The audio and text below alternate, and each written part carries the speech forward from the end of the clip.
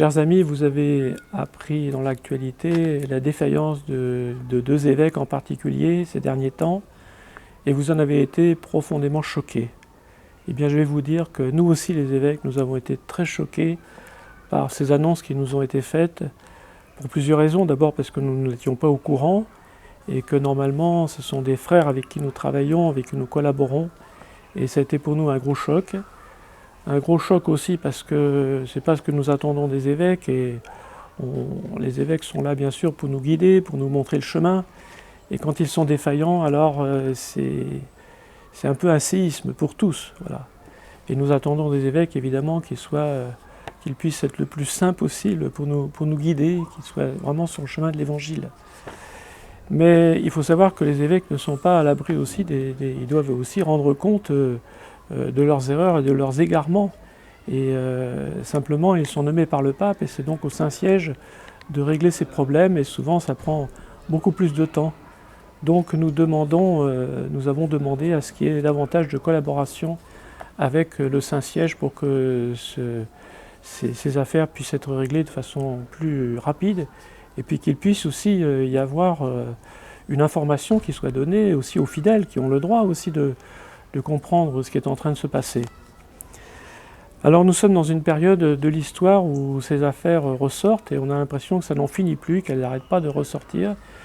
De fait, il y a eu dans toute une période de l'histoire aussi de notre pays et de notre Église des dérives vis-à-vis de jeunes et d'enfants. Et aujourd'hui, on se rend compte à quel point ces personnes ont souffert énormément.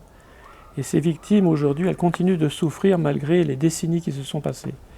Et c'est notre devoir de les écouter et de leur rendre justice aussi, de les aider à surmonter cette épreuve. Et pour nous, bien sûr, c'est aussi un engagement à rendre l'Église plus sûre, donc, pour que cela n'arrive plus jamais. Et ce travail-là, nous le faisons déjà avec les évêques depuis quelque temps, mais depuis déjà 1 an, nous avons mis en place des structures qui permettent justement une meilleure prévention de ce genre de dérive, sachant que nous avons aussi des groupes de travail qu'on a mis en place déjà depuis l'an dernier et qui rendront leur rapport au mois de mars prochain pour nous donner des préconisations que nous aurons à vivre dans l'Église pour que l'Église soit plus sûre.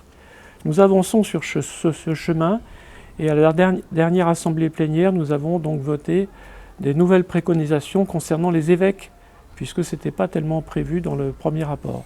Voilà, pour que les évêques aussi puissent être accompagnés, et que s'il y a des difficultés, que ces difficultés puissent être parfaitement assumées.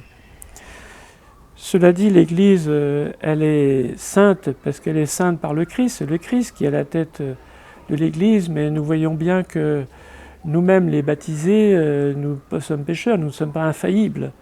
Et nous avons tous à grandir en sainteté, à nous convertir pour que notre comportement vis-à-vis des autres soit toujours le meilleur, soit toujours le plus parfait possible et le plus proche de ce que nous annonçons, de l'Évangile.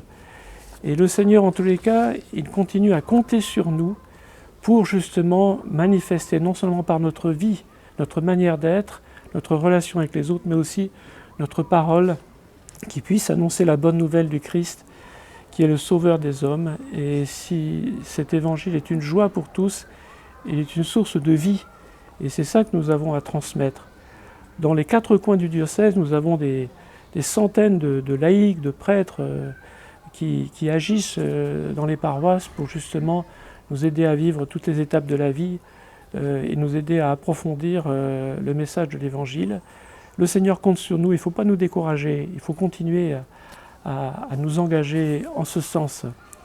Et sachant que de toute façon, après ce passage par la croix, nous croyons qu'il y a aussi la résurrection, nous croyons aussi dans l'avènement glorieux de Christ. Pour nous, c'est un phare dans la nuit qui nous éclaire et qui nous permet de surmonter les épreuves.